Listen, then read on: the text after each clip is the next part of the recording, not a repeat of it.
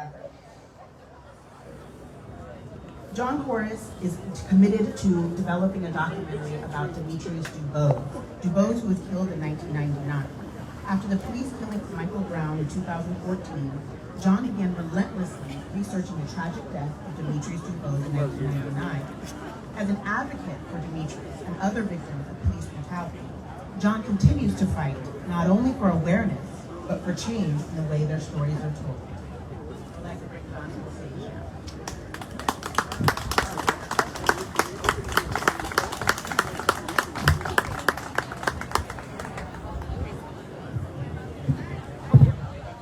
Thank you.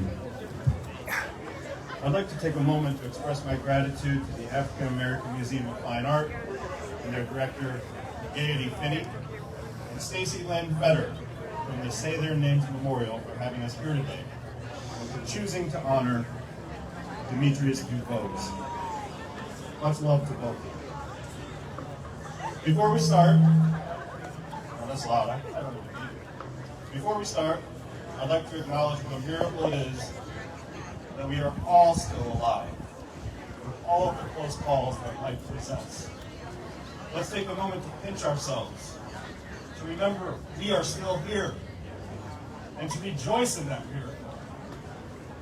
With that being said, I'd like to ask for a moment of silence to honor a dear friend of mine and Demetrius's, Devin Johnson, who passed away this past Tuesday.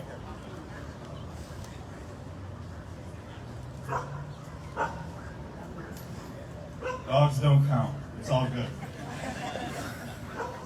In 1965, Jackie DuBose and her siblings marched upon the bridge in Selma, Alabama, in order to end the continued racial injustice that they had endured their entire lives. 3 years later, the siblings started escaping to Seattle one by one in order to get away from the KKK. And in 1971, Jackie DuBose gave birth to Adolphus Demetrius DuBose. Although he was raised by a single mother, his family embodied the spirit of "it takes a village." He was loved and reared by an incredible family. At age 9, Adolphus, due to his massive size, played football in a league with 13 and 14-year-olds. That same year, upon entering 3rd grade, he pronounced, "I ain't Adolphus no more. I am Demetrius." In 1999, Big D became the most highly recruited athlete ever to come out of Seattle at Bishop O'Day High School. He was a great basketball player in the mold of Dennis Rodman, and once heaved the shot put so far, it went out of the field of play and smashed the school bus in the parking lot. He was also an advocate for the openly gay members of his high school, and we're talking back in 1989, befriending them and sitting with them at lunch. Needless to say, the teasing stopped when people noticed the unofficial mayor of the school standing by their side. In 1992, when we met at Notre Dame, he was a senior, All-American, co-captain of our team. He was our leader. He also graduated in 3.5 years with a double major in international business and finance. He was much more than an athlete. He was a highly involved human being. And whether you were a janitor at Grace Hall at Notre Dame or the president of our school, Demo treated everyone with a loving heart and an open mind. After his last home game, he was literally carried off the field by thousands of fans. In 1993, he was drafted early in the 2nd round by the Tampa Bay Buccaneers. He was a dominant special teams player for 4 years, and he was also beloved in the Tampa community and continued to treat everyone in his path with love and kindness. After the NFL, Demo traveled the world and pursued a career in pro beach volleyball. He was coming into his own in volleyball. He was in top physical condition and had recently procured a Captain Morgan sponsorship for his and Randy West's beach volleyball league. He had indeed suffered after abruptly losing his dream of continuing to play in the NFL. He struggled with sadness and self-medicating. But witnesses say on his final day on earth, he played the best volleyball of his life. His roommate, Randy West, described a focused and astute businessman at the time of his death. But on July 24th, 1999, after a misunderstanding with his neighbor that was resolved by the time the police got there, he was shot 13 times by San Diego police. 13 times! 6 times in the back. Rita Yonker, who was right here, was the only person brave enough who saw this, who stood up and was ostracized from the community because of it. Rita says Dima was walking away. He was dancing away when the first bullet entered his back. Witness testimony from law enforcement, and this will sound familiar, and members of the military community dehumanized Demetrius. They fixated on his massive size. One even described him looking like a dog pulling at the end of a rope. Well, the day of reckoning has arrived for Demetrius DuBose. I stand here representing Demo's family, friends, teammates. I stand here with my broken heart in my hands to tell you the truth about our fallen friend, brother, son, captain, our mountain of a man. Our heart, our spirit was shot down in cold blood. Demo was human, with flaws and pains and broken dreams.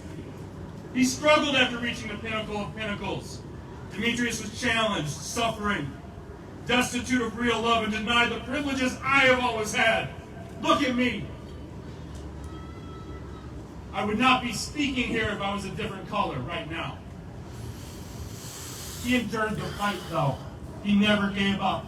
He was a loving, kind gentleman, true to his heart. Yet he was continually targeted and harassed. And after he was executed, these struggles were used to reconstruct the narrative of his last moments on Earth. San Diego, Seattle, South Bend, Tampa Bay, they all would have burned if there was video evidence of what happened to our leader. 13 shots!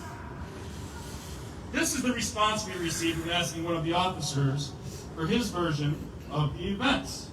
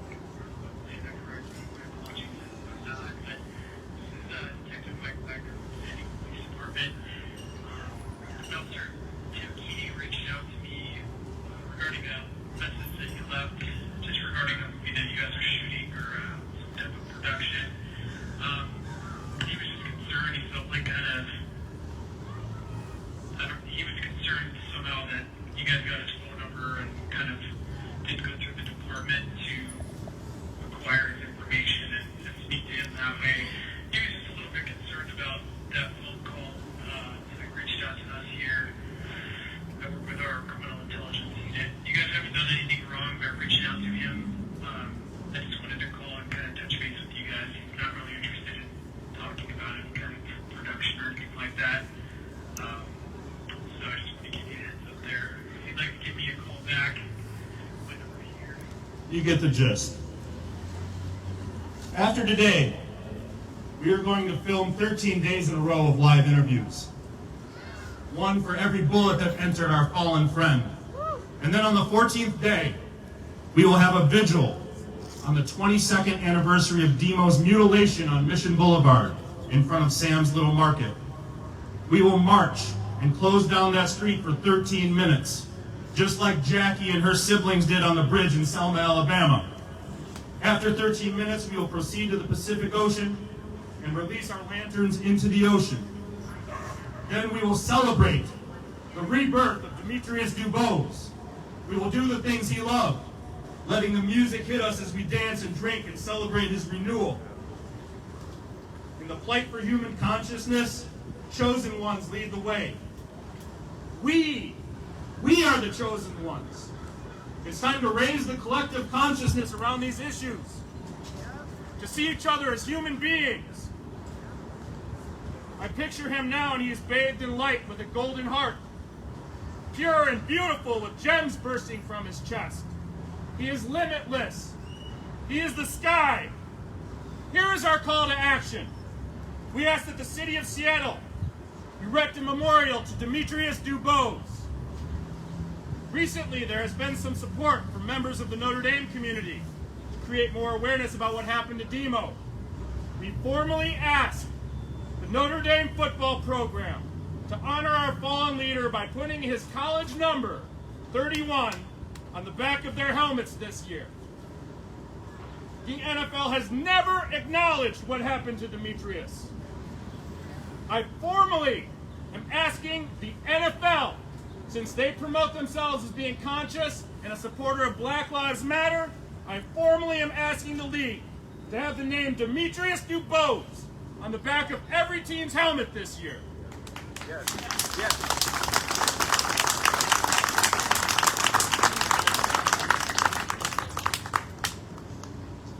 We ask that the state of California abolish the law that provides members of law enforcement blanket immunity if they haven't been criminally charged in spite of evidence of committing violent and heinous acts. Say it, John. So I'm going to say something to Demo. Demo, you have given my life new purpose through your own tragedy. And I will never rest until your name is restored.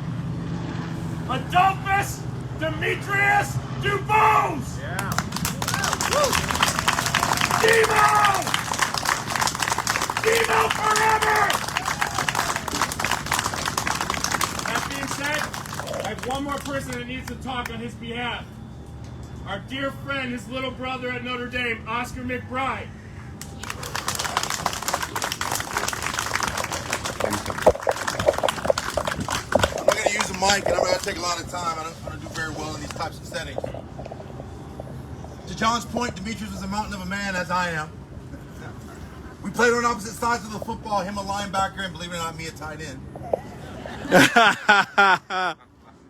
Demetrius DuBose is a part of the reason I'm standing here in front of you today. I remember playing against the University of Tennessee, what has now gone down in Tennessee history as the Miracle in South Bend.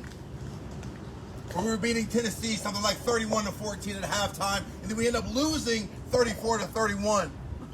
And I was crushed, being a sophomore. Demetrius came up to me, he says, "Hey, little bro," just put his arm around me and said, "If it doesn't kill us, it'll make us stronger." The week before Demetrius was assassinated, lynched, killed, murdered, you pick. He was playing in a tournament up in Dana Point, just a few minutes from where I live. And you know how things get busy and you don't have time and you don't have the energy to do certain things. He was 5 minutes away, and I was like, "Bro, I can't do it, man. I'll catch you next time. I'll catch you next time."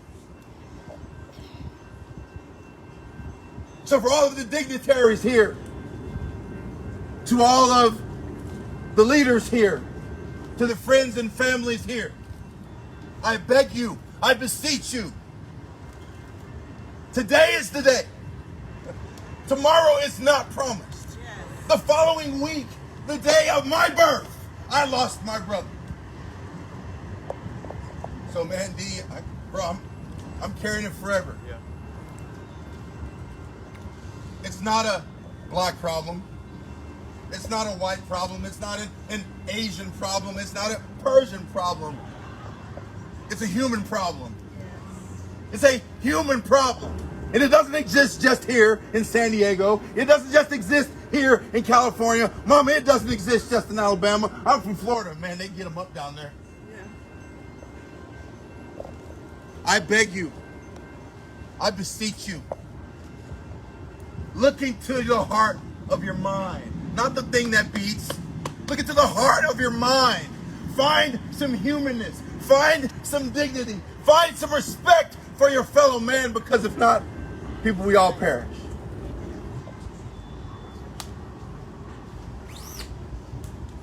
If it doesn't kill us, it makes us stronger. If it doesn't kill us, it makes us stronger. Thank you. Yeah.